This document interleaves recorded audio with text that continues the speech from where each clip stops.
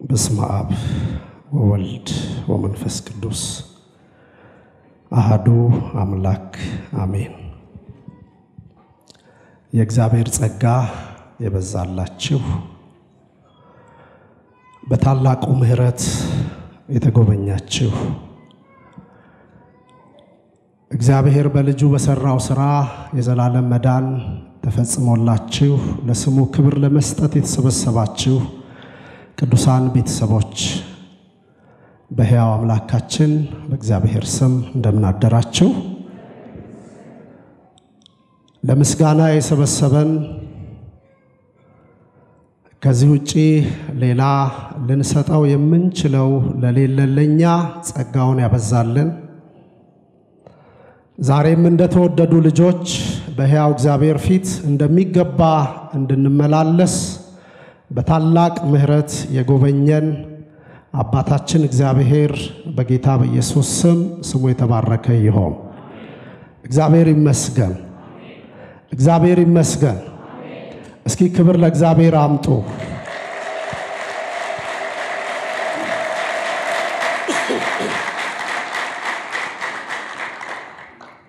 እግዚአብሔር የተባረከ ይሁን። ደህንነቱ የተረጋገጠለት መዳኑ የተፈጸመለት ከርሱ አንዳች ሳይጠበቅ ሕያው እግዚአብሔር ባዘጋጀው መፍትሄ የዘላለም ሕይወት ያገኘ ቢያመሰግን አይበዛበትም። ጥያቄ የለንም አይደል? የላችሁም አይደል? ጥያቄ ያለው እግዚአብሔር ይመስገን። እግዚአብሔር ይመስገን። ለጥያቄያችን መልስ ሆኖ ራሱን ለሞት አሳልፎ የሰጠ የእግዚአብሔር ልጅ ዛሬም ቢሆን በሕይወታችን ለሚነሳው ለየትኛውም ጥያቄ መልሳችን እሱ ስለሆነ እንቆቅልሻችንን የሚፈታ ያስጨነቀንን ከሕይወታችን የሚያንከባልል የእግዚአብሔር ልጅ ዛሬም ከኛ ጋር ስላለ ስሙ ይባረክ። በእውነት ስሙ ይባረክ። እንኳን አሁን ትላንትም ክብር ለእግዚአብሔር ይሁን። አሁን የጌታ ምሕረት፣ አሁን የጌታ ጸጋ፣ አሁን ክንዱ በመካከላችን እየሰራ መሆኑን ባረጋገጥንበት በዚህ ዘመን እንኳን ባይሆን ትላንትም ያመለክነው እግዚአብሔር ዛሬም ታማኝ ስለሆነ እግዚአብሔር የተባረከ ይሁን። ያበዛን፣ ያትረፈረፈን፣ ከቆጣሪዎች ቁጥር ያሳለፈን፣ ከመርገሙ ያተረፈን እግዚአብሔር ስሙ ብሩክ ይሁን። እንዲህ አምሮብን በፊቱ እንድንሰበሰብ እግዚአብሔር የተባረከ ይሁን። በዚህ ማለዳ እግዚአብሔር ባስለመደን ጸጋ ያስተምረናል። ለቃሉ ክብር ከመቀመጫዎቻችን ተነስተን የሉቃስ ወንጌል ምዕራፍ 13 ቁጥር 31 እስከ 35 ያለውን እናነባለን።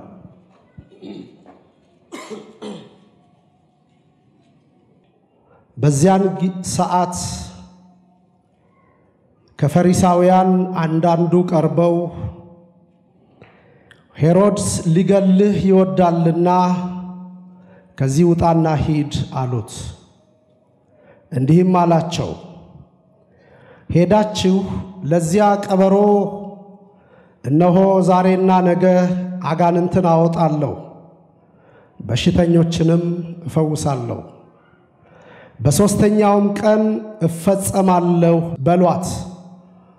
ዳሩ ግን ነቢይ ከኢየሩሳሌም ውጪ ይጠፋ ዘንድ አይገባምና ዛሬና ነገ ከነገ በስቲያም ሊሄድ ያስፈልገኛል። ኢየሩሳሌም ኢየሩሳሌም ነቢያትን የምትገድል ወደ እርሷ የተላኩትንም የምትወግር ዶሮ ጫጩቶቿን በክንፎቿ በታች እንደምትሰበስብ ልጆችሽን እሰበስብ ዘንድ ስንት ጊዜ ወደድኩ፣ እናንተም አልወደዳችሁም።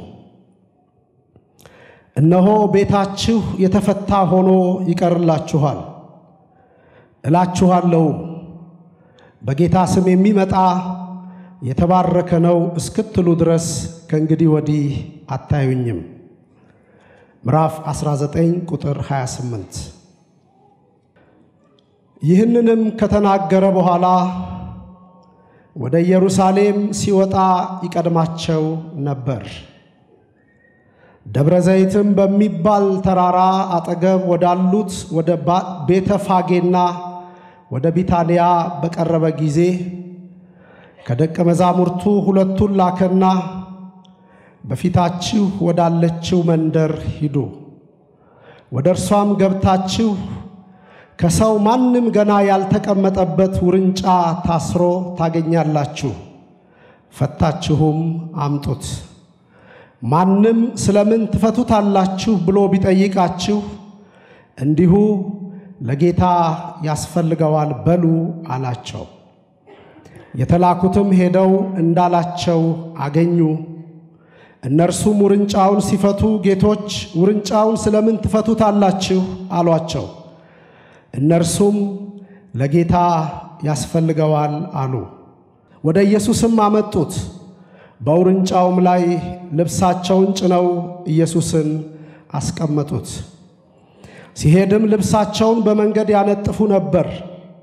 ወደ ደብረ ዘይት ቁልቁለትም አሁን በቀረበ ጊዜ ደቀ መዛሙርቱ ሁላቸው ደስ እያላቸው ተአምራትን ሁሉ ስላዩ በታላቅ ድምፅ እግዚአብሔርን ሊያመሰግኑ ጀምረው በጌታ ስም የሚመጣ ንጉሥ የተባረከ ነው፣ በሰማይ ሰላም በአርያም ክብር አሉ። ከሕዝቡም መካከል ከፈሪሳውያን አንዳንዱ መምህር ሆይ ደቀ መዛሙርትህን ገስጻቸው አሉት። መልሶም እላችኋለሁ እነዚህ ዝም ቢሉ ድንጋዮች ይጮኻሉ አላቸው።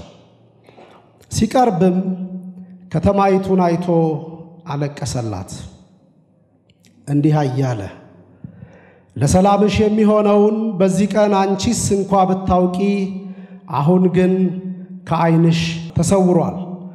ወራት ይመጣብሻልና ጠላቶችሽም ቅጥር ይቀጥሩብሻል፣ ይከቡሻልም፣ በየበኩሉም ያስጨንቁሻል። አንቺም በአንቺም ውስጥ የሚኖሩትን ልጆችሽን ወደ ታች ይጥላሉ፣ በአንቺ ውስጥም ድንጋይ በድንጋይ ላይ አይተውም፣ የመጎብኘትሽን ዘመን አላወቅሽምና። ክብር ለእግዚአብሔር ይሁን። የዚህ ቃል ባለቤት ቅዱስና ጻድቅ የሆንክ አባታችን እግዚአብሔር ሆይ ክብር ላንተ ይሁን፣ ምስጋና ላንተ ይሁን። በዚህ ዘመን ላለን ለኛ ዛሬም በቃልህ በኩል የምታስተምር ሕያው የሆንክ የምትናገር የምትሰራ በመንፈስህ በኩል እንደገና የምትኩል እንደገና ከኃጢአትና ከበደል ስራት የምትፈታ አምላካችን እግዚአብሔር ሆይ ክብር ላንተ ይሁን። አሁንም ጌታ ሆይ በዚህ የተሰበሰብን ልጆችህ ካንተ ልንማር ይሄው በፊትህ አለን። በመንፈስህ በኩል አስተምረን ጌታ ሆይ። የልባችን ሸክም ከሕይወታችን እስኪወገድ በቃልህ አንተ ምከረን። ያስጨነቀን ሁሉ ከእግራችን በታች እስኪወድቅ ድረስ አባት እግዚአብሔር ሆይ አንተ ለኛ ያለህን በጎ ዓላማ እስከምንረዳ በፊትህም በእውነትና በቅድስና መመላለስ በጽድቅ መኖር እስክንችል ድረስ ጌታ ሆይ በመንፈስህ አንተ ደግፈን፣ በእውነት በቃልህ አንተ አጽናን። ሁሉ ሲሆን አንተ ክበር ጌታ መንፈስ ቅዱስ የቃልህን ብርሃን አንተ አብራልን። እናመሰግንሃለን በተወዳጁ ልጅህ በጌታ በኢየሱስ ስም አሜን።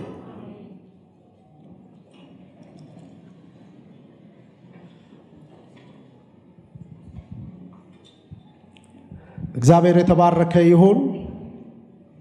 ክብር ለአምላካችን ለእግዚአብሔር ይሁን።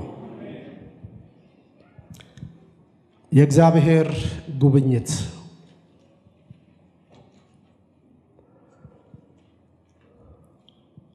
ያነበብናቸው የመጽሐፍ ቅዱስ ክፍሎች ወንጌላዊው ቅዱስ ሉቃስ የጻፋቸውን ነው።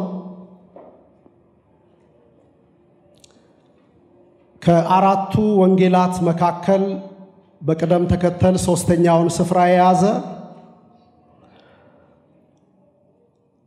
ደግሞም ከጌታ ጋራ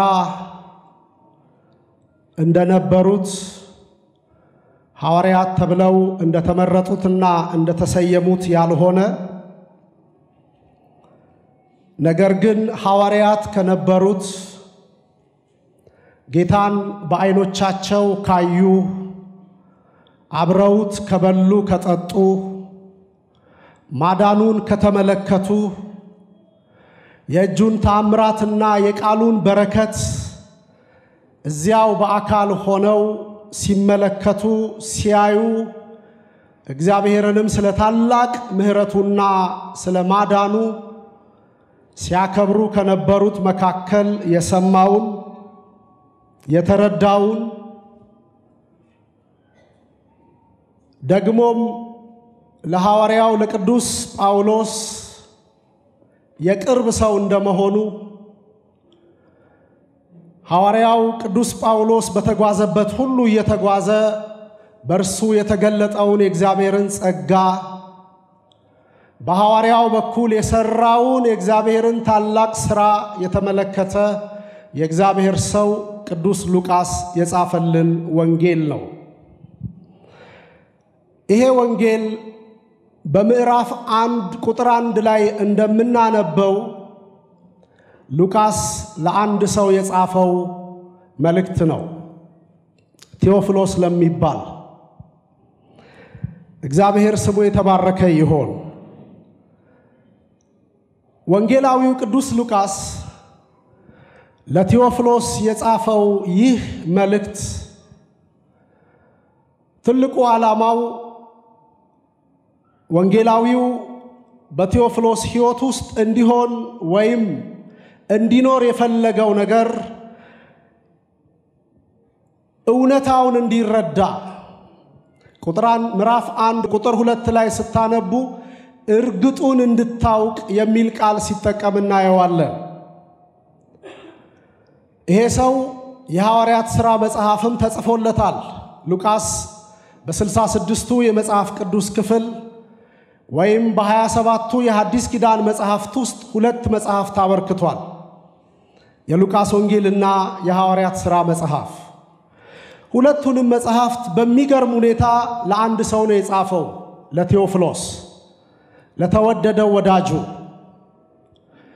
ዓላማው እርግጡን እንዲያውቅ፣ እውነቱን እንዲረዳ፣ ሲሰማ የነበረውን ደግሞም መመልከት የሚፈልገውን ደግሞም ሊደርስበት ወዳሰበው እውነት ሊያመጣው የሚችለውን መልእክት ወንጌላዊው ይዘግብለታል። እውነቱን በማወቅ ወደ መዳን እንዲመጣና ደግሞም ከዚህ ከተገለጠው እውነት ጋር መቆም እንዲችል ስለማገዝ የተጻፈ መልእክት ነው። ሉቃስ ቅድም እንዳልኳችሁ ከሐዋርያው ከቅዱስ ጳውሎስ ጋር እጅግ ወዳጅነት የነበረው ሐዋርያው ባደረጋቸው ታላላቅ ጉዞዎች ውስጥ ትልቅ አስተዋጽኦ የነበረው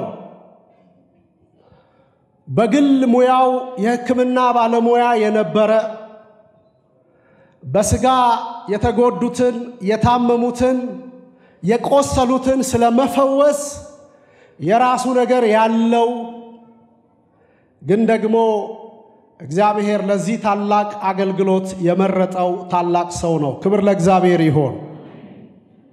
በሥጋ የሚያክማቸውን በመንፈስም እንዲያክም ለሥጋ ስብራት መጠገን የሚሰራውን ሰው በነፍሳቸውም ለተሰበሩት የመጠገን ምክንያት ማድረግ የሚችል እግዚአብሔር ስሙ የተባረከ ይሁን።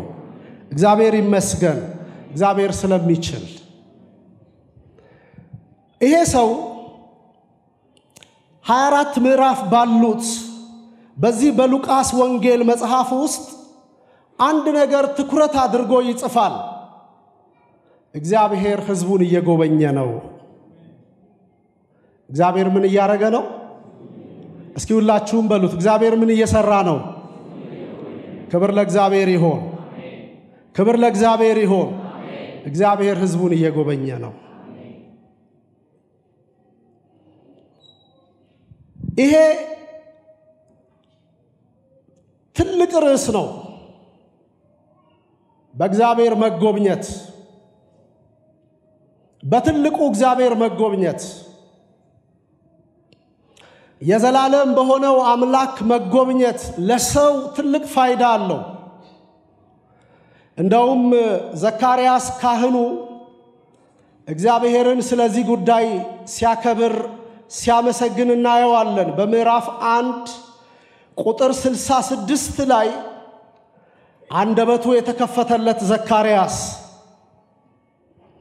በልጁ በዮሐንስ መወለድ ምክንያት ብስራቱን ባለማመኑ ተዘግቶ የነበረው አፉ የተከፈተለት ዘካርያስ እግዚአብሔር ሕዝቡን የሚጎበኝበት ዘመን መድረሱን እውን መሆኑን አስቦ ተረድቶ እግዚአብሔርን ስለዚህ ጉዳይ ይባርካል።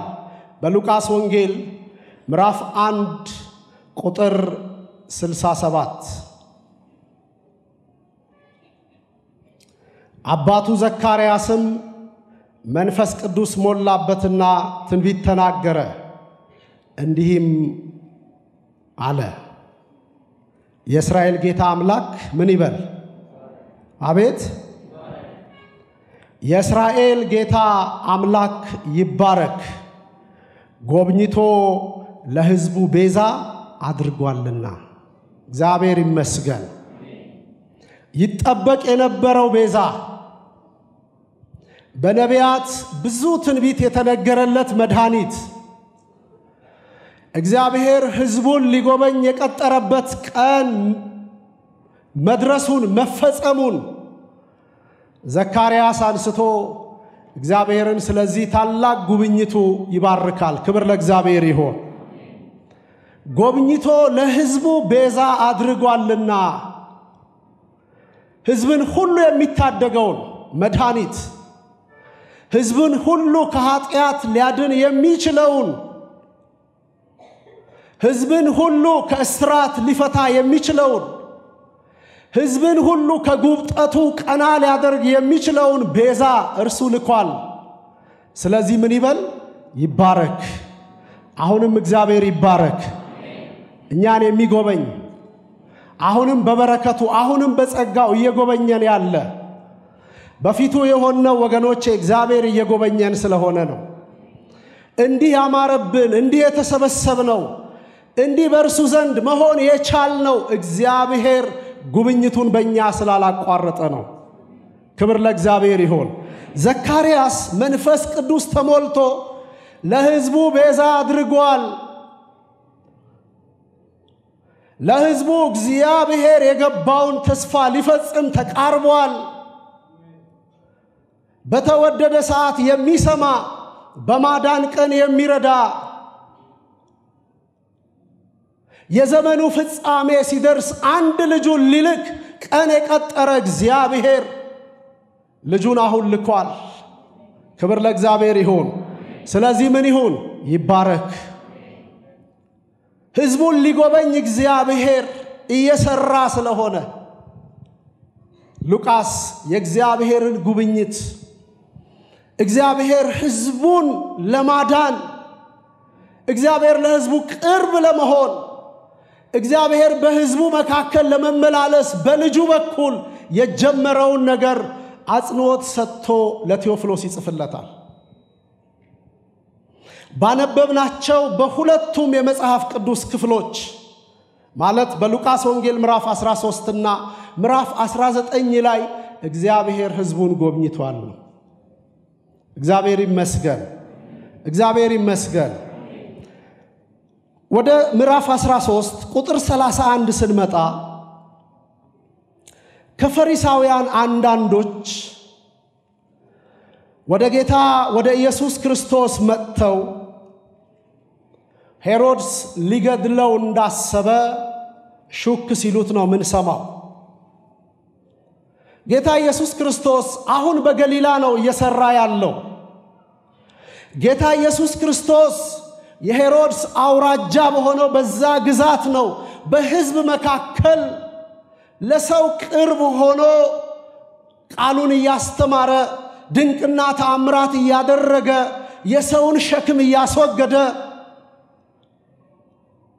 የእግዚአብሔርን ጉብኝት በተግባር እየፈጸመ በገሊላ ነው ያለው። ሄሮድስ ሁላችን እንደምናውቀው መጥምቁ ዮሐንስን ያስገደለ የወንድምህን የፊልጶስን ሚስት ልታገባ አይገባህም ባለው ሰዓት ወደ ወህኒ ጥሎት ላገባት ለሚስቱ ጥያቄ መልስ ይሆን ዘንድ ደግሞ ከወህኒ አንገቱን ያስቆረጠው የእግዚአብሔር መንግስት ቀርባለች ንስሐ ግቡ እያለ በገሊላ አውራጃ ይሰብክ ያስተምር የነበረውን የእግዚአብሔር መልእክተኛ ያስወገደ ሰው ነው ሄሮድስ።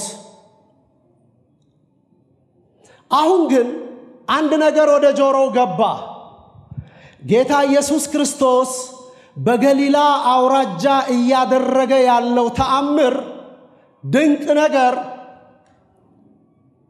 ያስገደልኩት ዮሐንስ ተነስቷል የሚል ጥርጣሬ ወደ ልቡ እንዲመጣ አደረገ። በዚሁ በሉቃስ ወንጌል ምዕራፍ 9 ላይ ስታነቡ ሄሮድስ ይሄን ነገር መስማቱ እንዳስጨነቀው እየረበሸው እንዳለ እኔ ያስገደልኩት እኔ ያስወገድኩት ዮሐንስ ተነስቷል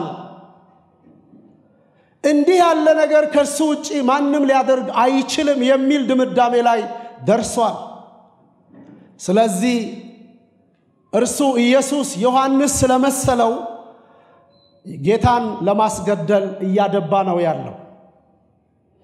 ይሄንን የሚያውቁ ከፈሪሳውያን ወገን የሆኑ ሰዎች ወደ ጌታ መጡ።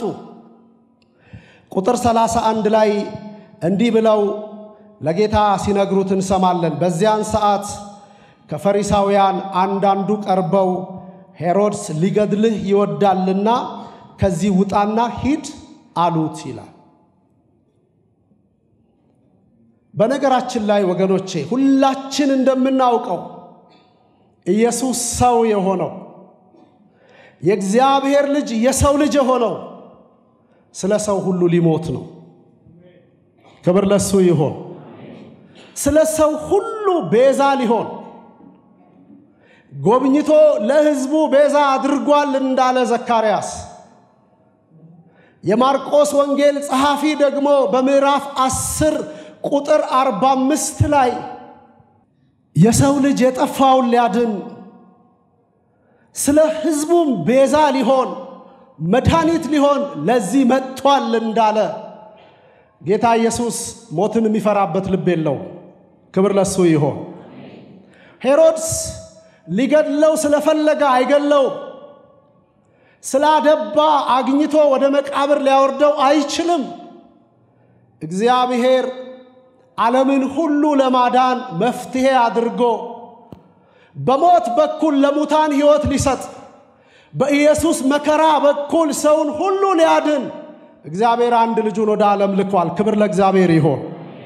ስለዚህ ሄሮድስ ጌታ ኢየሱስን ለመግደል ቢያስብም ጌታ ግን በገሊላ ያለውን ሥራ ድውያንን ስለመፈወስ አጋንንትን ስለማውጣት በችግር ውስጥ ያሉትን በመከራ ውስጥ ያሉትን በስቃይ ውስጥ ያሉትን ሳይታደግ በስጋም ቢሆን እርሱ ለሰው ሁሉ መፍትሄ ስለሆነ ክብር ለጌታ ይሁን። እርሱ የነፍስ ብቻ መድኃኒት አይደለም፣ ለስጋም ስሙ ይባረክ።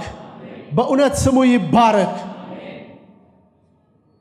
የብዙዎችን የህመም ታሪክ የለወጠ የብዙዎችን ስብራት በተአምራት የጠገነ በቃሉ ስልጣን የወደቁትን ከየወዳደቁበት ማንሳት የቻለ የእግዚአብሔር ልጅ አሁንም ሥራ አለው።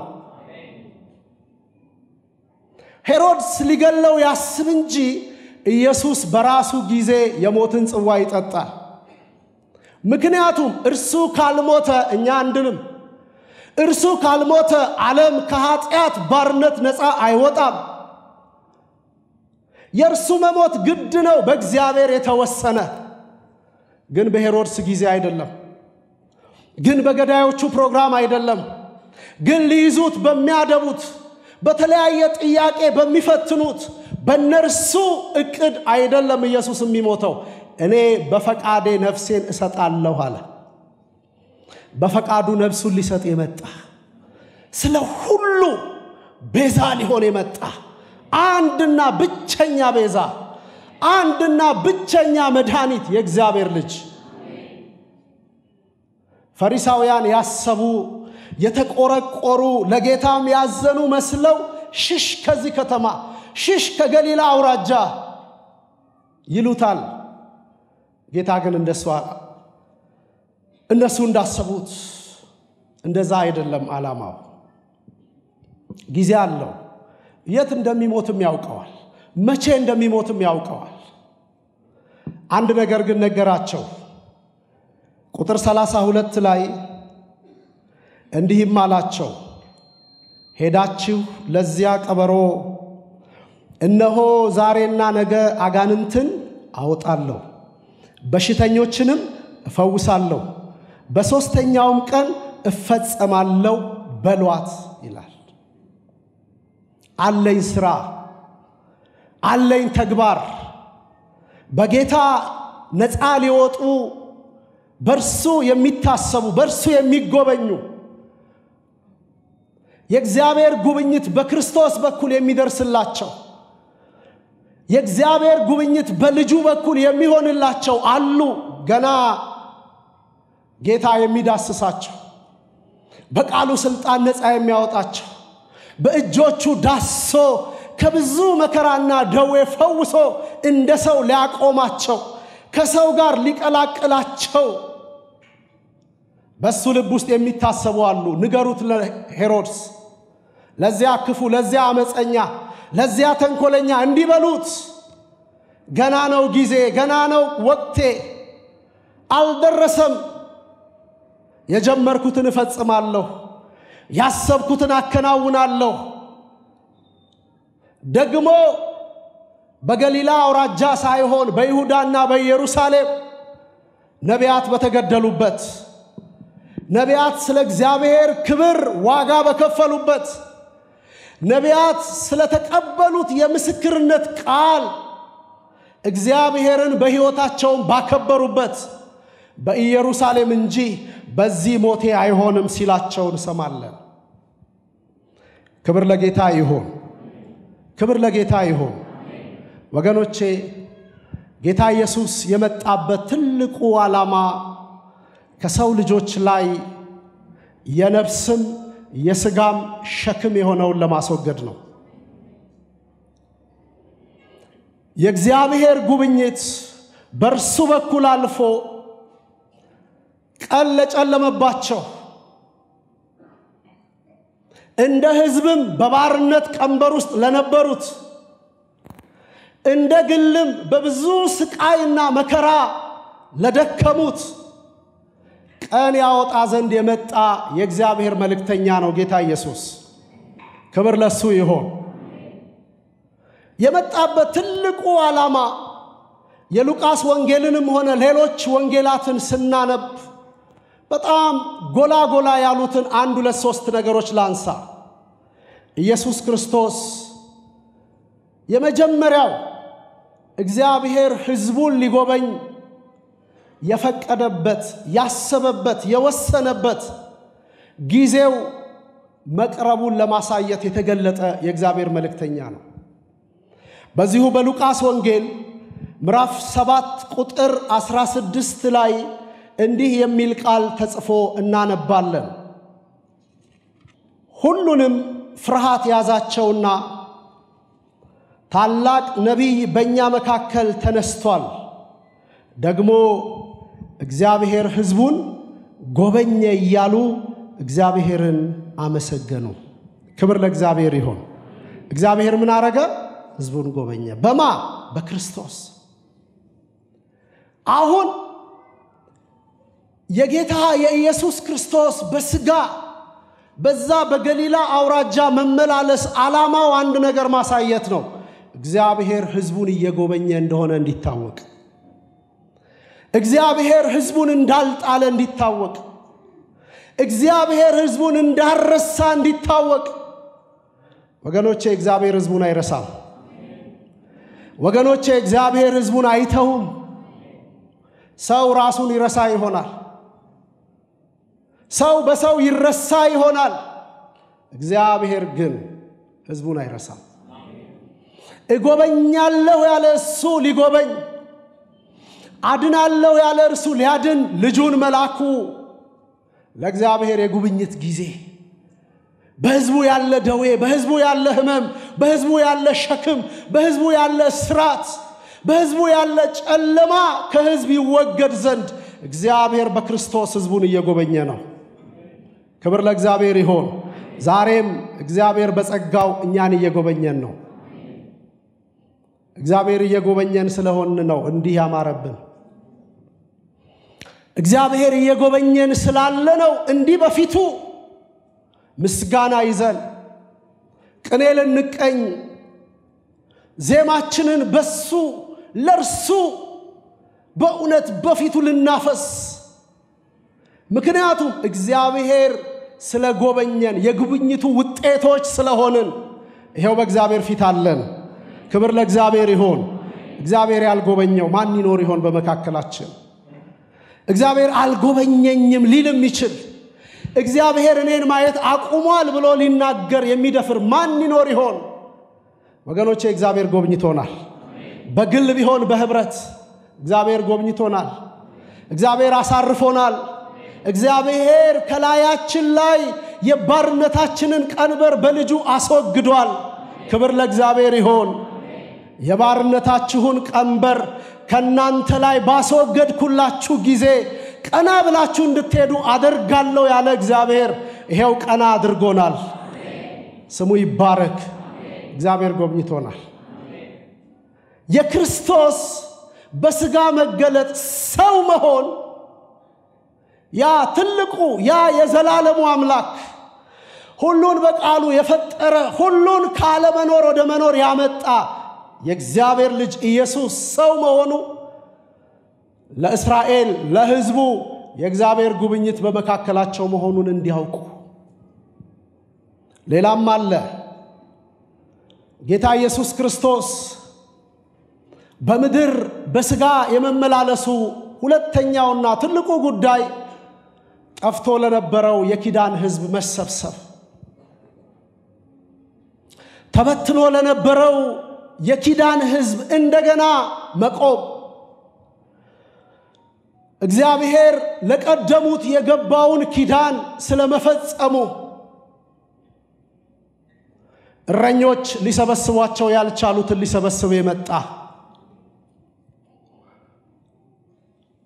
ባላደራ የተባሉት ከሕዝብ መካከል ተመርጠው ስለ ሕዝብ የተሾሙት ከሕዝብ መካከል ተመርጠው የእግዚአብሔርን ሐሳብ በሕዝብ መካከል እንዲያገለግሉ ኃላፊነት የተቀበሉት የረሱትን ሕዝብ እግዚአብሔር ሊያስታውስ የጠፉት እንደገና ለእግዚአብሔር እንዲገኙ የወዳደቁት ከየተጣሉበት ከየወዳደቁበት ስፍራ ተነስተው በክብር በእግዚአብሔር ፊት መቆም እንዲችሉ ጌታ ኢየሱስ ለዚህ ሰው ሆኗል ክብር ለእግዚአብሔር ይሁን እርሱ ከእስራኤል ቤት ለጠፉ እርሱ በምድርና በተራራ ላይ ለሚንከራተቱት እርሱ ፈላጊ ለሌላቸው አስታዋሽ ለሌላቸው እረኛ እንደሌለው በግ ለሚቅበዘበዙት መገኘት ይሆን ዘንድ መጎብኘት ይሆን ዘንድ ኢየሱስ ሰው ሆነ ክብር ለሱ ይሁን በማቴዎስ ወንጌል ምዕራፍ 15 ቁጥር 24 ላይ እኔ ለጠፉት ለእስራኤል ቤት መጥቻለሁ ሲል እንሰማዋለን ዛሬ የምናመልከው ዛሬ የምስጋና መስዋዕት የምንሰዋለት ዛሬ ብቸኛውን እርሱ ልዑሉን በልባችን ላይ አክብረን ቅኔ ቢኖረን ምስጋና ቢኖረን መወድስ ቢኖረን ቅዳሴ ቢኖረን ሌላም ቢኖረን የምንሰዋለት እሱ የእግዚአብሔር ልጅ የጠፉትን ሊፈልግ የተገለጠ ኢየሱስ ስለዚህ ሰው ሆኗል። ክብር ለሱ ይሁን። ጌታ ኢየሱስ ሞት ለተፈረደበት ዓለም ከሞት ሊያድነው የሚችል አንድም ኃይል ለሌለው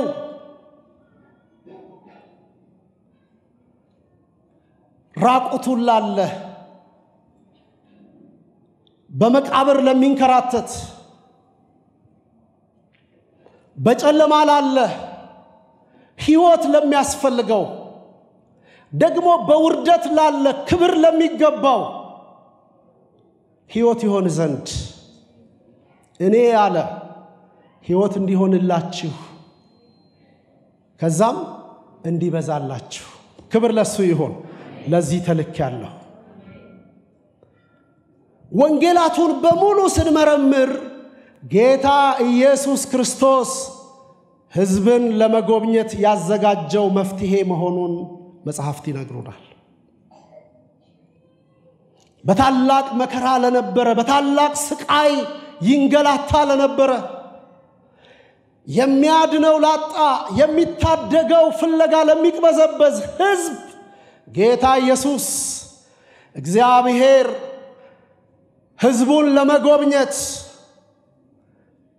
እግዚአብሔር ሕዝቡን ለማዳን እግዚአብሔር ሕዝቡን ከዚህ ነፃ ለማውጣት ያዘጋጀው መፍትሄ መሆኑን መጽሐፍት ይነግሩናል።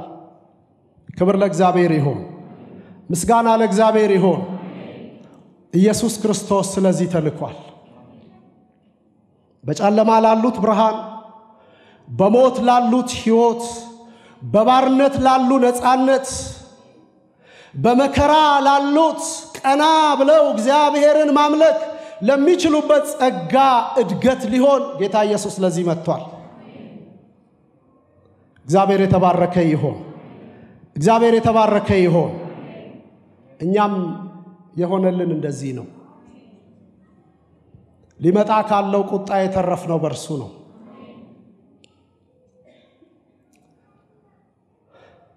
ስሙ የተባረከ ይሁን።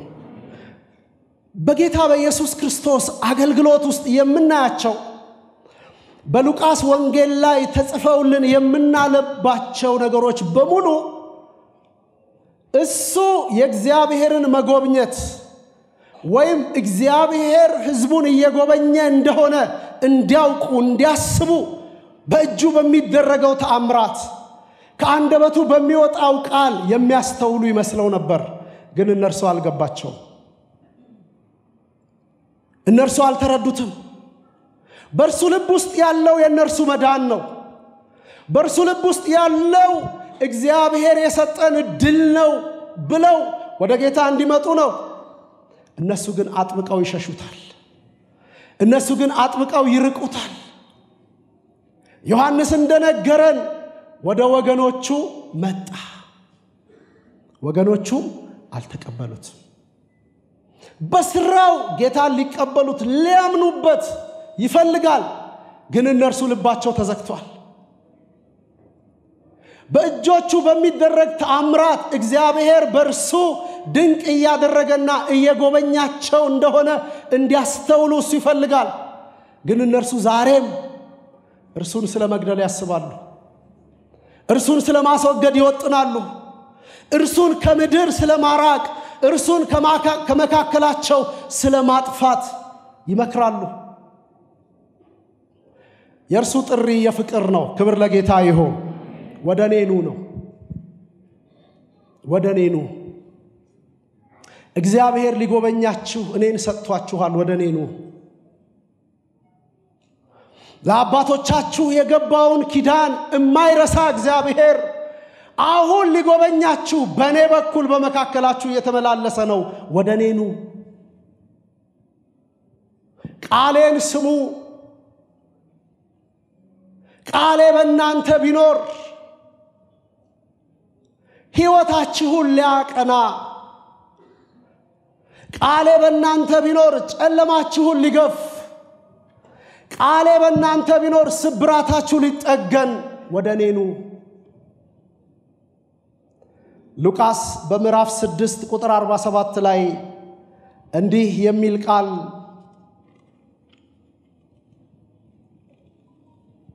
ጽፎልን እናገኛለን። ስለምን ጌታ ሆይ ትሉኛላችሁ የምለውንም አታደርጉም? ወደኔም የሚመጣ ሁሉ ቃሌንም ሰምቶ የሚያደርገው ማንን እንዲመስል አሳያችኋለሁ ይላል። ወደኔ ልትመጡ አትወዱም፣ አትፈቅዱም። ቃሌን ልትሰሙ፣ ቃሌን ልትቀበሉ፣ ከኔ የሚወጣው ቃል ነፃነት የሚሰጣችሁ፣ ለአርነታችሁ፣ ለነፃነታችሁ፣ በእግዚአብሔር ለመጎብኘታችሁ። ወገኖቼ እግዚአብሔር በእውነት ማስተዋልን ይስጠን። ጌታ ኢየሱስ ክርስቶስ በመካከላቸው የመመላለሱ ትልቁ ዓላማ በእርሱ ልብ ውስጥ ያለው ሐሳብ እነርሱ የእግዚአብሔር ጉብኝት እንደደረሰ አውቀው ወደ እርሱ መጥተው በነፍስ በሥጋ ነፃ እንዲወጡለት። ይሄ ግን ሲሆን አናይም። ጌታ በገሊላ እያገለገለ ነው ብያችኋለሁ። በኢየሩሳሌም ያሉ የሕጉ አስተማሪዎች፣ የመቅደሱ አገልጋዮች ደግሞ አንድ ነገር ያደባሉ። በተለያዩ ከተሞች፣ በተለያዩ አካባቢዎች ከሚሆነው ነገር የተነሳ መሲሁን ስለመግደል ይመክራሉ። በሱ ልብ ውስጥ ያለው ፍቅር ነው። በጌታ ልብ ውስጥ ያለው ቃሉን ሰምተው ወደ ሕያው እግዚአብሔር እንዲመለሱለት ነው።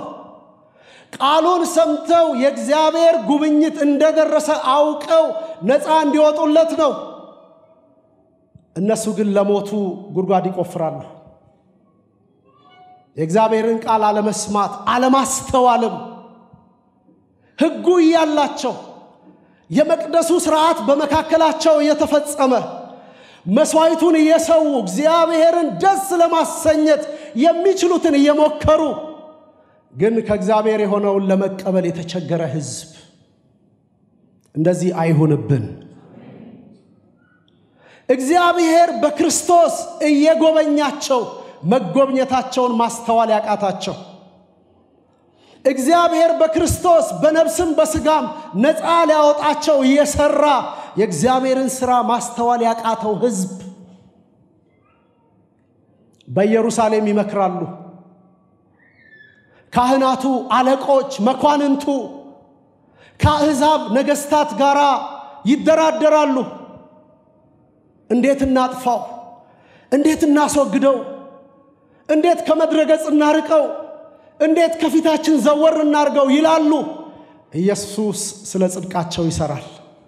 እርሱ ስለ መዳናቸው ይተጋል።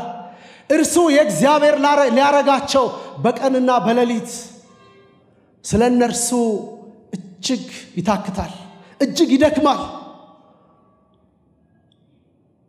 እግዚአብሔር ሕዝቡን ጎብኝቷል።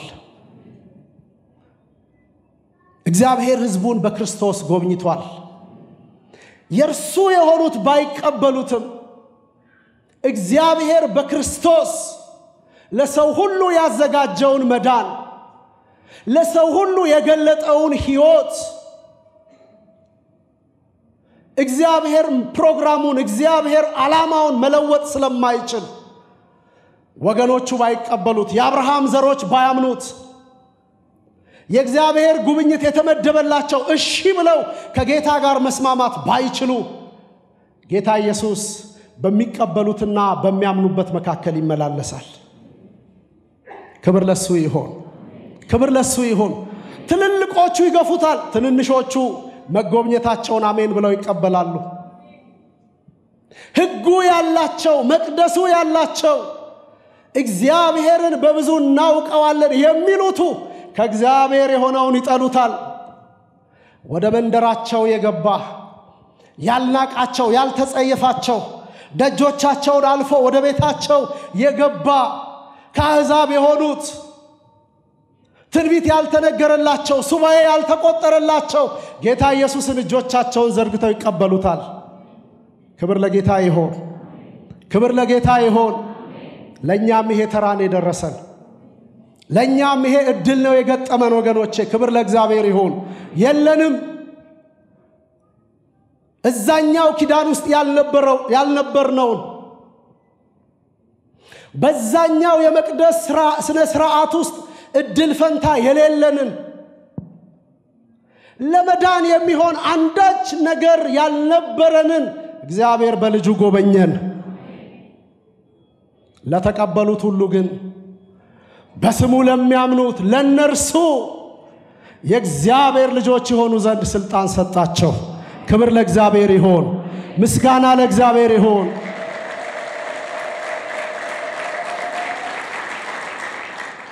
እግዚአብሔር ሕዝቡን ሊጎበኝ ወዷል፣ ፈቅዷል፣ ልጁንም ልኮል። እምቢ ያለውን ትቶ ለተቀበሉት ሕይወት እያካፈለ ለተቀበሉት የልጅነት ክብርና ማዕረግ እየደረበ ለተቀበሉት በስሙ ለሚያምኑት ከጌታ ጋር የሚኖሩበትን እድል እያሰፋ እግዚአብሔር ዛሬም በጸጋው ይሰራል። እኛ ሁሉ የዚህ ውጤቶች ነን። እግዚአብሔር ይመስገን። እግዚአብሔር ይመስገን። አሁን ጌታ ኢየሱስ በይሁዳ በኢየሩሳሌም ወይም በዛ አካባቢ የሚመከረውን ምክር ያውቃል። ነገር ግን ቅድም እንዳልኳችሁ በገሊላ ያለውን ሥራ መፈጸም ስላለበት እሱን ቶሎ ይሰራል። ይሄን ደግሞ ወንጌላዊው ማርቆስ ሲጽፍ ወዲያው የሚል ቃል ይጠቀማል። ድውያንን እየፈወሰ በአጋንንት የተያዙትን ነፃ እያወጣ የተጨነቁትን እያሳረፈ የሚያለቅሱትን እንባ እያበሰ በሐዘን ለተቆራመዱት መጽናናት እየሆነ ጌታ ኢየሱስ ወዲያው ያለ ረፍት ያለ እንቅልፍ ምግብ እንኳን የሚበላበት ጊዜ እስከማይኖረው ድረስ ከብዙዎች አጋንንት ይወጣ ዘንድ የብዙዎች ስብራት ይጠገን ዘንድ በትጋት የሚሰራ ትጉ የእግዚአብሔር ባሪያ ጌታ ኢየሱስ። ክብር ለሱ ይሁን። ክብር ለሱ ይሁን። አሁን ግን ለሄሮድስ የመለሰለት መልስ ገና 2 እና 3 ቀን አለኝ ከዚያ በኋላ ግን እንዳለ ወንጌላዊው ቅዱስ ማቴዎስ በገሊላ ያለውን አገልግሎት ማጠናቀቁን ሲነግረን በማቴዎስ ወንጌል ምዕራፍ 15 ቁጥር 29 30 እና 31 ኢየሱስም ከዚያ አልፎ ወደ ገሊላ ባህር አጠገብ መጣ። ወደ ተራራም ወጥቶ በዚያ ተቀመጠ። ሕዝቡም አንካሶችን፣ እውሮችንም፣ ዲዳዎችንም፣ ጉንዱሾችንም ሌሎቹንም ብዙ ይዘው ወደ እርሱ ቀረቡ። በኢየሱስም እግር አጠገብ ምን አሏቸው? ይገርማል። ጣሏቸው። በማን እግር አጠገብ? ክብር ለሱ ይሁን። በሱ እግር ስር የወደቀ እንዲሁ አይነሳም። እንደነበረው ሆኖ አይቀጥልም። ሁሉም አንካሶች፣ ጉንዱሾች፣ አይነ ስውራን፣ ብዙ ደዌ ያለባቸው በገሊላ ባህር አጠገብ ተሰብስበው ማዳኑን የሚጠብቁ በክርስቶስ በኩል እግዚአብሔር እንዲያገኛቸው የሚሹ በርሱ የሆነውን የሰሙ በእጆቹ የተደረገውን የተመለከቱ ወገኖቻቸው ሰብስበው ወደ ኢየሱስ እግር አመጧቸው፣ አስቀመጧቸው ቢል ደስ ይላል። መጽሐፉ ግን ያለው ምንድነው? በኢየሱስ እግር ስር ምን አረጓቸው? ጣሏቸው። ክብር ለጌታ ይሁን። ክብር ለጌታ ይሁን። በጌታ እግር ስር የተጣለ ክብር ይዞ ይነሳል። በጌታ እግር ስር ለመውደቅ አምኖ መገኘት የቻለ እንቆቅልሹ ተፈቶለት ይሄዳል። በጌታ እግር ስር መጣል ወገኖቼ ትልቅ ክብር ነው፣ ትልቅ ጸጋ ነው። ሰው ምንም ሊያደርግለት በማይችል በሰው እግር ስር እንኳን ይወድቃል። በሕይወታችን አንዳች ትርጉም ያለው ነገር ማድረግ በማይችሉ በሰዎች እግር ስር ስንት ዘመን ወድቀናል። በጌታ እግር ስር የወደቁ ግን ተፈውሰው ተነስተዋል። ታሪካቸው ተለውጦ የትላንቱ ማንነታቸው ተሽሮ በገሊላ ባህር በሚያውቋቸው ሰዎች ፊት አሁን ደህና ሆነው ጌታ ኢየሱስ ደህንነት ነው። ክብር ለሱ ይሁን፣ ምስጋና ለሱ ይሁን። ደህና የሆን ነው ከፈውሳችን ጋር የተገናኘ ነው። መድኃኒት ሆኖ ወደ መንደራችን በመጣው በእርሱ በእግዚአብሔር ልጅ በእውነት እግዚአብሔር የተባረከ ይሁን። ምንድነው የሚለው? በኢየሱስም እግር አጠገብ ምን አረጓቸው? ጣሏቸው፣ ፈወሳቸው። ስለዚህም ሕዝቡ ዲዳዎች ሲናገሩ፣ ጉንዱሾችም ሲድኑ፣ አንካሶችም ሲሄዱ፣ እውሮችም ሲያዩ አይተው ተደነቁ። መጨረሻው ምን ሆነ? የእስራኤልንም አምላክ አከበሩ። በክርስቶስ የሆነው የትኛውም የእጁ ተአምር ዓላማው አባቱን ማስከበር።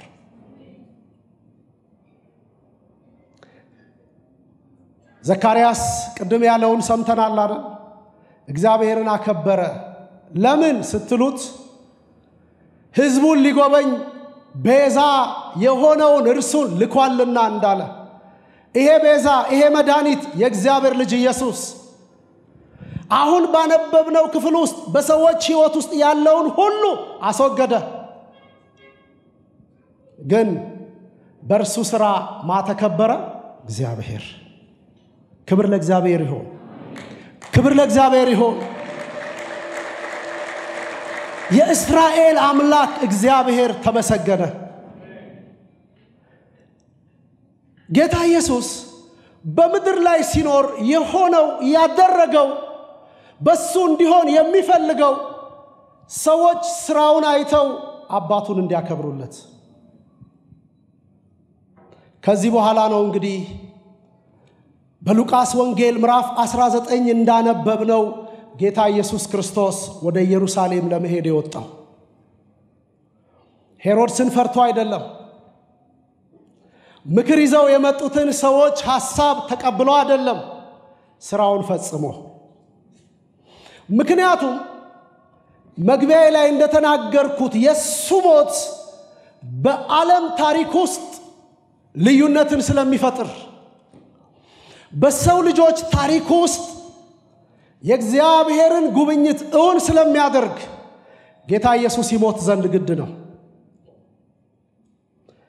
በምዕራፍ 19 ቁጥር 28 ላይ እንዳነበብነው ከፊታቸው እየቸኮለ እየቀደመ ይወጣ ነበር።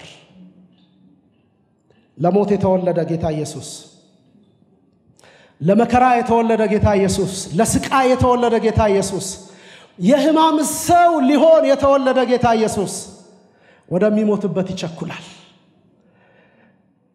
ወደ መከራ ወደሚያደርሱት ይፈጥናል።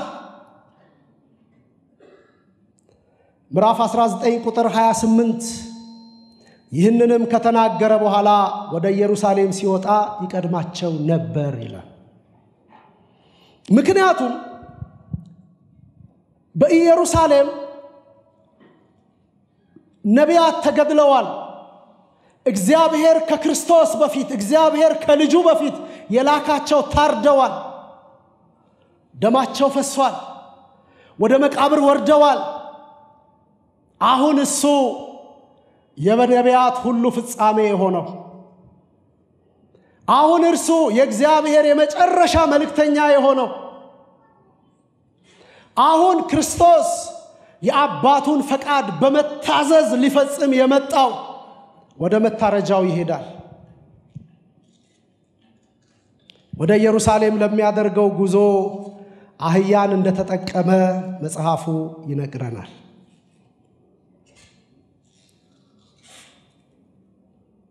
በጣም የሚያሳዝነው ግን ኢየሩሳሌም ዶሮ ጫጩቶቿን እንደምትሰበስብ ሊሰበስባት የመጣውን አላወቀችም። ኢየሩሳሌም ልጆቿን ሊታደግ የመጣውን የእግዚአብሔርን የዘላለም ዓላማ በሞቱ ሊፈጽም በመካከሏ የሚመላለሰውን አልፈለገችው። ዶሮ ጫጩቶቿን እንደምትሰበስብ እንዲሁ ልጆችሽን ሰበስብ ዘንድ ብዙ ጊዜ ወደድኩ ይላል። ብዙ ጊዜ ምን አልኩ? ወደድኩ። ዶሮ ወይም የትኛውም እንስሳ የሱ የሆነው እንዳይነካበት በአውሬ እንዳይበላበት ሊታደግ በሚችልበት አቅም እንዲሁ እግዚአብሔር በጠላት የተያዘውን የሱን ሕዝብ ሊያድን በጨለማው ስልጣን ስር ያለውን የሱን ሕዝብ ሊጎበኝ መልእክተኛ አድርጎ ፈላጊ አድርጎ ታዳጊ አድርጎ አዳኝ አድርጎ የላከውን አንድ ልጁን ልትቀበል እስራኤል አልወደደችም። እስራኤል ልቧ ኢየሩሳሌም ልቧ ተዘግቷል። ስለዚህ ምን አለ? አንቺ ግን አልወደድሽም። ምዕራፍ 19 ቁጥር 44 ላይ ስናነብ የመጎብኘትሽን ዘመን አላወቅሽም ሲል እንሰማለን። ይሄ ባህያ የገባ ወደ ከተማይቱ ወደሚገለው ሕዝብ ለሞት ለመከራ ለስቃይ አሳልፎ ወደሚሰጠው ትሁት ሆኖ ምንም ማድረግ እንደማይችል ምስኪን ሆኖ ሰላም ይዞ የገባውን ኢየሩሳሌም ልትቀበለው አልወደደችም። ስለዚህ ድምዳሜው ምንድነው?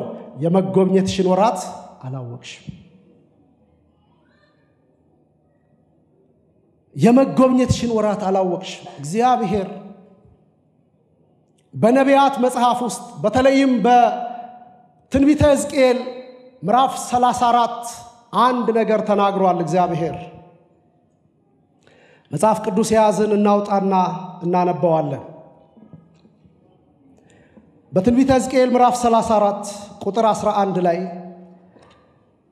ያ በተራራና በምድረ በዳ ተበትኖ ለነበረው ሕዝብ ፈላጊ ላልነበረው ሕዝብ እግዚአብሔር እንዲህ ብሎ ሲናገር እንሰማዋለን። ክብር ለእግዚአብሔር ይሁን። ጌታ እግዚአብሔር እንዲህ ይላልና እነሆ እኔ ራሴ በጎቼን እሻለሁ እፈልግማለሁ። እረኛ በተበተኑት በጎች መካከል ባለ ጊዜ መንጋውን እንደሚፈልግ እንዲሁ በጎቼን እፈልጋለሁ። በደመናና በጨለማ ቀን ከተበተኑት ስፍራ ሁሉ አድናቸዋለሁ ሲል እንሰማዋለን። እግዚአብሔር ይሄን ኪዳኑን አሁን እየፈጸመ ነው በክርስቶስ። እረኛ እንደሌለው ይቅበዘበዙ የነበሩትን ስለመጎብኘት፣ ሰብሳቢ እንደሌለው ሆነው የነበረውን ያን መንጋ እግዚአብሔር ከአውሬው ከነጣቂው ከገዳዩ ስለመንጠቅ እኔ ራሴ በጎቼን ምን አደርጋለሁ? እፈልጋለሁ፣ እሰበስባለሁ። እንደውም ቁጥር 23 ላይ እንዲህ ብሎ ሲናገርና እንሰማዋለን። እዛው በትንቢተ ሕዝቅኤል ምዕራፍ 34 ቁጥር 23 በላያቸውም አንድ እረኛ አቆማለሁ፣ እርሱም ያሰማራቸዋል። እርሱም ባሪያዬ ዳዊት ነው፣ ያሰማራቸዋል፣ እረኛም ይሆናቸዋል። ክብር ለጌታ ይሁን። እኔ ባሪያዬን ዳዊትን ሰብሳቢ እንዲሆን፣ ፈላጊ እንዲሆን፣ ታዳጊ እንዲሆን፣ አዳኝ እንዲሆን በመካከላቸው እልከዋለሁ።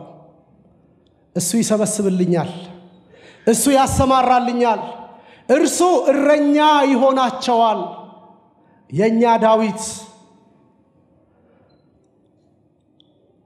ሊሰበስብ እንደ በጎች እረኛ ሆኖ የእግዚአብሔርን የጉብኝት ዓላማ ተሸክሞ በሕዝቡ መካከል የተገለጠ የእግዚአብሔር ዳዊት ጌታ ኢየሱስ ዳዊትን አስነሳለሁ። ይሄ ትንቢት በተነገረበትና ዳዊት አገልግሎ ባለፈበት ዓመት መካከል ብዙ ዘመናት አልፈዋል። እግዚአብሔር ግን አሁን አንድ ነገር ይናገራል። ዳዊትን አስነሳለሁ። በጎቹን የሚሰበስብለት፣ በጎቹን ከአውሬው የሚናጠቅለት፣ ሕይወቱን ስለ በጎቹ ሰውቶ በጎቹ የእግዚአብሔር እንዲሆኑለት የሚሰራውን እውነተኛውን ዳዊት፣ ትልቁን ዳዊት፣ የእግዚአብሔር የራሱ የማዳን ማስፈጸሚያ የሆነውን ዳዊት እግዚአብሔር አስነሳለሁ ይላል። ክብር ለእግዚአብሔር ይሁን። ክብር ለእግዚአብሔር ይሁን። ምስጋና ለእግዚአብሔር ይሁን። እግዚአብሔር በክርስቶስ ሕዝቡን ሰበሰበ። ስለ በጎቼ ራሴን እሰጣለሁ ባለው በኩል እኔ የበጎች እረኛ ነኝ ያለ ክርስቶስ ነፍሴን ስለ በጎቼ አኖራለሁ፣ አድናቸዋለሁ፣ እታደጋቸዋለሁ፣ ከእጄ ማንም ሊነጥቃቸው አይችልም ብሎ ኪዳን ገብቶ የሚሰራ የእግዚአብሔር መልእክተኛ ጌታ ኢየሱስ እግዚአብሔር በእርሱ ሕዝቡን ጎብኝቷል። ክብር ለሱ ይሁን። ስለዚህ እግዚአብሔር አሁን በክርስቶስ በኩል በልጁ በኩል ሕዝቡን እየጎበኘ ነው። እስራኤል ግን፣ ኢየሩሳሌም ግን፣ ሕዝቡ ግን የመጎብኘታቸውን ወራት አላወቁ። ስለዚህ ምን ይሆን? ጌታ ኢየሱስ ይናገራል። ፍርድ። በዚሁ በሉቃስ ወንጌል ምዕራፍ 13 ቁጥር 35 ላይ ጌታ ኢየሱስ የፍርድ ቃል ሲናገር እንሰማዋለን። እነሆ ቤታችሁ የተፈታ ሆኖ ይቀርላችኋል። ምናችሁ ምን ሆኖ የተፈታ? እግዚአብሔር ትልቁ አምላክ ትንንሾቹን እየጎበኘ ነው። ባለጸጋው እግዚአብሔር ድሆችን እየጎበኘ ነው። እነሱ ግን አላወቁ። በክርስቶስ እግዚአብሔር ለሰጣቸው እድል መልስ ለመስጠት ፈቃደኛ አልሆኑ።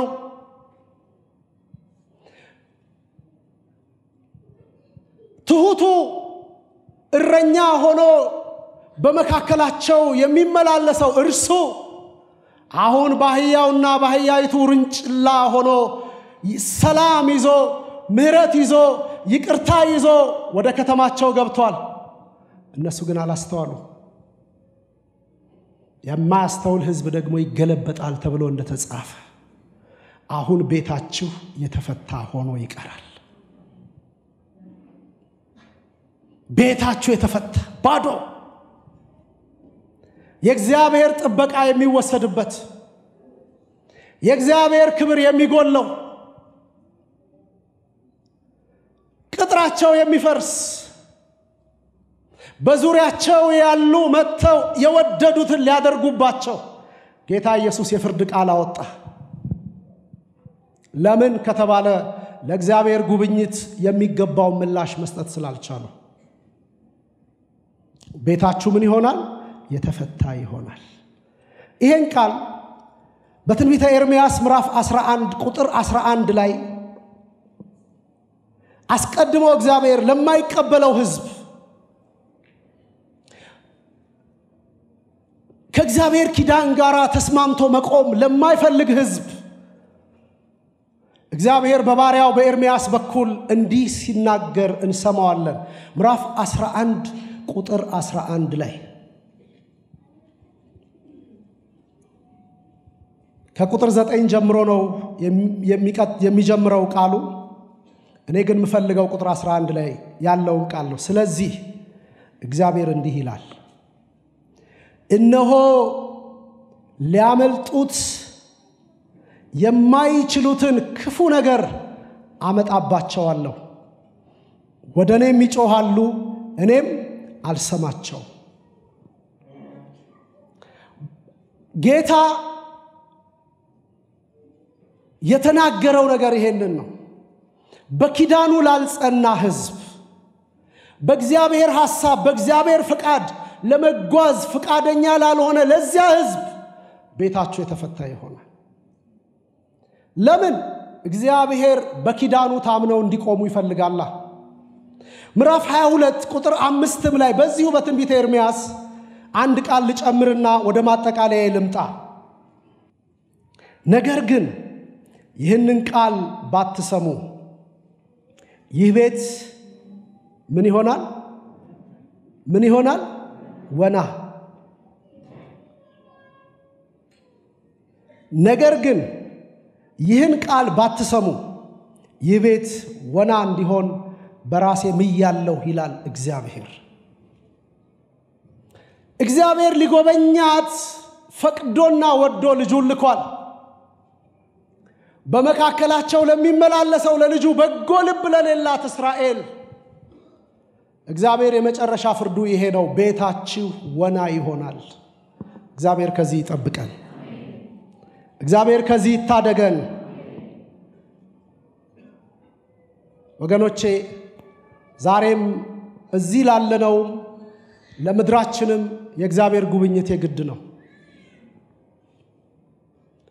እስራኤል እግዚአብሔር ሲጎበኛት ወይም በልጁ በኩል ምህረት ሲያደርግላት ዓላማው ከነበረችበት ቀውስ እንድትወጣ ነው።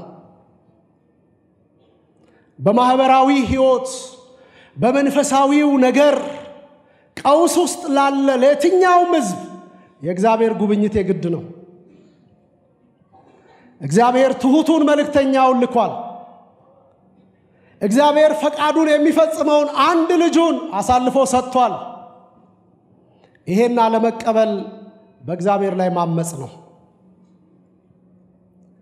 ስለዚህ ወገኖቼ እግዚአብሔር እኛን እንዲጎበኝ ብዙ ክፍተቶቻችን እንዲሞሉ ብዙ ሸክሞቻችን እንዲወገዱ ብዙ እንቆቅልሾቻችን እንዲፈቱልን እግዚአብሔር በልጁ ለሰጠን የመጎብኘት እድል አሜን ልንል ይገባናል። እግዚአብሔር ያግዘን። ለምድራችን የእግዚአብሔር ጉብኝት ያስፈልጋታል።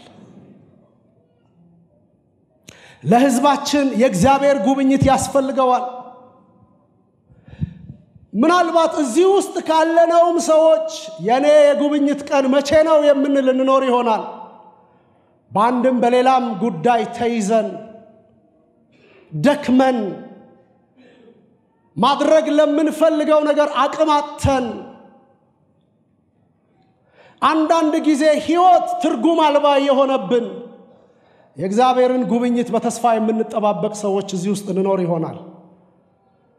ወገኖቼ እግዚአብሔር ዛሬም ታማኝ ነው። እግዚአብሔር ዛሬም በስራ ላይ ነው። በልጁ ያዳነን እግዚአብሔር በልጁ የጎበኘን እግዚአብሔር ዛሬም እየጎበኘ እያሳረፈ እያጽናና እየፈወሰ እግዚአብሔር ማኖር ይችላል።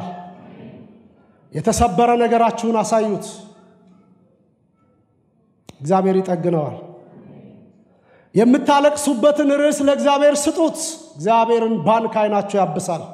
እግዚአብሔር ዛሬም ይጎበኛል። ብዙ ሰቅዞ የያዘን ያጎበጠን ነገር በሕይወታችን ይኖራል። የእግዚአብሔርን ጉብኝት የምንፈልግበት አጀንዳ ሁላችንም አለን።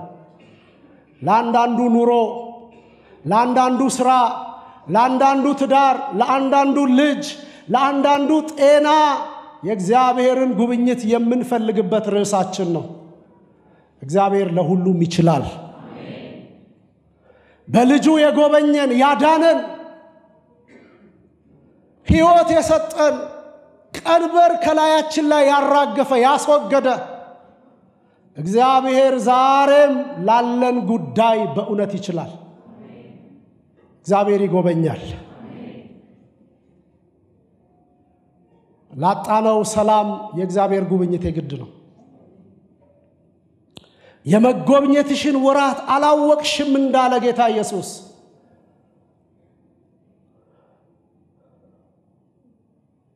ለምድራችን በእውነት ለሀገራችን ለሕዝባችን ዛሬ ላለንበት እንቆቅልሽ በጋራ ለምናለቅስበት ጉዳይ እግዚአብሔር ዛሬም እንዲጎበኘን በፊቱ እንሁን። እግዚአብሔር ይችላል። ክብር ለጌታ ይሁን። ወገኖቼ እግዚአብሔር ጉብኝት ያስፈልገናል። የእግዚአብሔር ጉብኝት ያስፈልገናል። በክርስቶስ የዳንን ከዘላለም ሞት ከጨለማውም ስልጣን ያመለጥን እኛ ዛሬም እንደ ዳነ ሰው በፊቱ ያለን እኛ አለ እግዚአብሔር ሊጎበኘን የምንፈልግበት ታላቅ ጉዳይ። ምናልባት እዚህ ውስጥ ወደዚህ እውነት የመጣን የእግዚአብሔር ምሕረት የደረሰን እኛ ከዚህ በተቃራኒው ስላሉ ሰዎች በእግዚአብሔር ፊት እናለቅስ ይሆናል። ስለተገፋው የእግዚአብሔር ቃል ከምድራችን ላይ ስለተወገደው ስለዚህ እውነት ዛሬም ጉብኝት ያስፈልጋል። መፍትሄው ይሄ ስለሆነ ከዚህ ውጪ ለምድራችን ከዚህ ውጪ ለሕዝባችን ሌላ መፍትሄ እግዚአብሔር ስለማይሰጥ እግዚአብሔር የመጨረሻ የሚለውን ስለሰጠን ሰው ወደ እግዚአብሔር በቃሉ በኩል ካልተመለሰ እኛ አርፈናል፣ ተጽናንተናል፣ በእግዚአብሔር ተጎብኝተናል ብለን ብቻችንን ብንዘምር ብናመሰግን ምስጋና ቢበዛልን ውጭ ያለው ሕዝብ እኮ ብዙ ነው። በጨለማ ያለው እኮ ብዙ ነው። ሞት የነገሰበት ብዙ ነው። የእግዚአብሔር ጉብኝት ዛሬም እንዲደርሰው የሚያስፈልግ ሕዝብ በቁጥር ብዙ ነው። ያስፈልጋታል ለምድራችን የእግዚአብሔር ጉብኝት። በየተጠለለበት ጥግ በያለበት የራሱ መንገድ እግዚአብሔር እንዲያገኘው በእግዚአብሔር ፊት ያለን እኛ እግዚአብሔር ሕዝቡን እንዲጎበኝ ዛሬም ልንማልድ፣ ዛሬም ልንቃትት፣ ዛሬም ልንጮህ፣ ዛሬም ልናለቅስ ይገባናል። ያረፍን ስላላረፉት፣ የተጽናናን ስላልተጽናኑት፣ የዳንን አልዳኑም ስለምንላቸው ስለ ብዙዎች እንባ በእግዚአብሔር ፊት ይዘን ልንቆም ይገባል። እግዚአብሔር ምድራችንን እንዲጎበኝ። ለምድራችን ከእግዚአብሔር ውጪ ሌላ መፍትሄ የላትም። እግዚአብሔር ይጎብኘን። በእውነት እግዚአብሔር ይጎብኘን። ያ የእግዚአብሔርን ፈቃድ ተሸክሞ በሥጋ የተገለጠ የእግዚአብሔር ልጅ የናዝሬቱ ጌታ ኢየሱስ ለብዙዎች ረፍት እንደሆነ የብዙዎችን ስብራት የብዙዎችን ሸክም እንዳስወገደ ዛሬም ሸክም የሆነብንን ዛሬም የከበደንን ዛሬም የሚያስጨንቀንን ዛሬም ብርሃን ሲወጣ ጎህ ሲቀድ ነጋ ብለን ለምስጋና ልንቆም በፊቱ ልንበረከክ ስናስብ ወደ አይምሮአችን እየመጣ የሚያጎብጠንን እግዚአብሔር እንዲጎበኝልን የእግዚአብሔር ጉብኝት ያስፈልገናል። ወገኖቼ በእግዚአብሔር ፊት እንሆን፣ እንደ ቃሉ እንሆን። እግዚአብሔር ይሄን ያድርግልን። እግዚአብሔር በእውነት ለቃሉ ታማኝ ስለሆነ ፈቃዱን ይፈጽም ዘንድ ተግቶ የሚሰራ ታማኝ አምላክ ስለሆነ ቃሉን ለሰማን ለኛ በፍጹም የእግዚአብሔር መጎብኘት የምናርፍበት ዓመት ያድርግልን። በግል በቤተሰብ በየትኛውም ጉዳይ ላይ ለምንጨነቅበት ለምናዝንበት ከዘላለም መዳናችን ባሻገር በምድር ላለ ርዕሶቻችን ጌታን በሕይወታችን የምናከብርበት ጌታን ወደ ቤታችን የምንጋብዝበት እንደገፋችው ኢየሩሳሌም መጎብኘቷን ቸል እንዳለችው እንደ ኢየሩሳሌም ሳይሆን እግዚአብሔር ሊጎበኘን ከላከው ጋራ ተስማምተን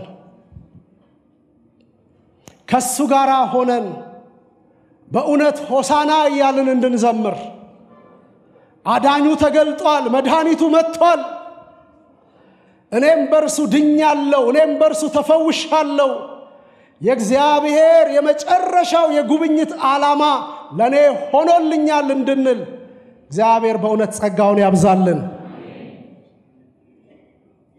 በእኛ ሕይወት ውስጥ የተፈጸመ የእግዚአብሔር የማዳን ዓላማ በብዙ ወገኖቻችን በብዙ ቤተሰቦቻችን ተፈጽሞ እንድናይ ቸርነቱ ይብዛልን ያስተማረን እግዚአብሔር ስሙ የተባረከ ይሁን እግዚአብሔር የተባረከ ይሁን እግዚአብሔር ጎብኝቶናል ክብር አላችሁ ምስጋና አላችሁ እግዚአብሔርን አክብሩት እግዚአብሔር ጎብኝቶኛል የምትሉ ክብር ለእግዚአብሔር ይሁን ምስጋና ለእግዚአብሔር ይሁን የጎበኘን ያዳነን በቅዱስ አጠራሩ የጠራን የራሱ ያደረገን እግዚአብሔር የተባረከ ይሁን ጸጋ ከሁላችን ጋር ይሁን ተባረኩ